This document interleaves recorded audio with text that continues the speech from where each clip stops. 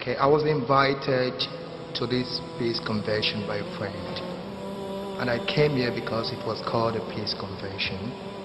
But I found this catalog, like a booklet, that said something about Yusuf. It was written that raised as a strong Christian, educated in Texas, USA, he became very successful, owning music stores, television shows, and was a music minister and preacher of the Bible. So I want to ask you, sir, as a preacher of the Bible, what was the reason or the point or the truth that you found in Islam that led to your conversion as a strong Christian and preacher of the Bible? That's a beautiful question. Because there's lights in my eyes, I don't know exactly where you are. Can you hold up your hand? Where I am is it? here, sir. There you are. I'm sorry. Now I see you. Your name is Gabriel? Yes, sir. In Arabic is Jibril. That's the angel I was talking about. Very happy to have you with us today. It's a pleasure to have you with us. And it's a pleasure for you to ask such a question in such a nice way. I'm privileged to ask you that question. I wish I was there. I could give you a big hug. Thank you, sir. Because when I was a Christian, see, I wasn't nice like you. You're nice. I was tough, you know. Because I thought I had to save the world, I'm going to go out and preach a message. And, you know, I'm still a little wacko, don't get me wrong, but not near as bad as I was. What I found, and this is important to know, what I found was in my Bible first.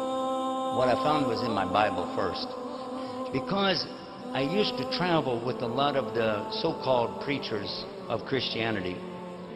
And some of the ones that I traveled with, they don't represent real Christianity, by the way, but I traveled with them and I learned that I couldn't trust them. Especially when they would pick up the Bible and say, the Bible says, the Bible says. And afterwards I would say, it doesn't say that. They say, who cares as long as the people think so. And so it bothered me so much that I started trying to really read and understand many different translations of the Bible. But they didn't match. So I said, obviously, you know, translation is not the real thing. I need to learn Koine Greek. I knew that the Latin, I'd already studied Latin, and I knew that the Vulgate was only a translation of Koine Greek anyway. So when I went to the Koine Greek, it was hard. That was really hard, because those characters, they're confusing, you know. I don't know if you know Greek, but it's weird. Greek to me, anyway. Then I come to know that, oh, by the way, actually Jesus' language was a form of Hebrew called Aramaic. A form of Semitic language called Aramaic. And I had no clue what that was. So I tried to learn the Hebrew. Now, all along the way, I'm taking, okay, interlinear Bible. I don't know if you know what that is. That's when you have the word in English, and under it'll have the word in Koine Greek, and you can look it up. Now, people like Ahmed Deedat, Rahimahullah, and Dr. Zakir Naik, they have these giant computer brains, okay? I don't have that. Giant computer brains. They can process all this stuff in their head.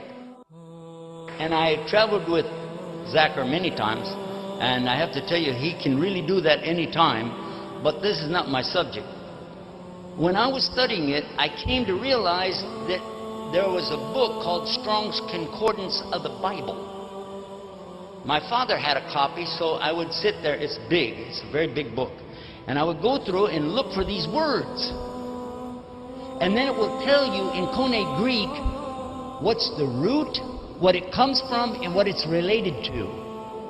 And where it's in the Bible. And then all of a sudden, I started discovering something really big. There's a whole lot of interpolation. Because if you look over here, the same exact word means one thing, but over here it means something else. And then statements that people say about the Bible are not true. If I quote to you from what we have in the Quran, I can quote it to you in the Arabic language. But how many people do you know that can quote the Bible in the original Aramaic of the New Testament or ancient Hebrew of the Old Testament? Not very many people, right? But I want you to look, while you're standing right there, Gabriel, look around this room right here. Now, I don't know most of these people. Some of them know me from TV or something like that, but they don't really know me. But if I open this book on any page and I start quoting out of this thing, believe it or not, they will know if I'm making mistakes. There'll be somebody in this room that can tell you, no, that's a mistake. You said it wrong. But I'm just going to go to the first page. There we go. This is the first page. Hold it so the cameras can get a shot. Hi, guys. All right.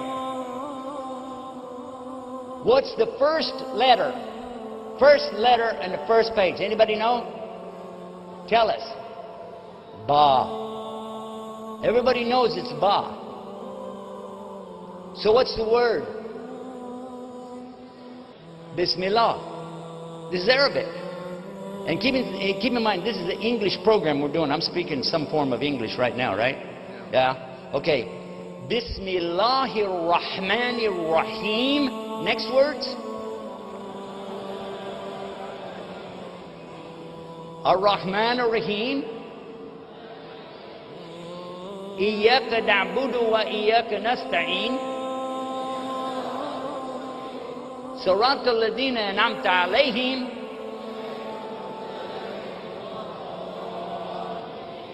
Ameen. You don't have to say Ameen except in Islam, but you know. Anyway.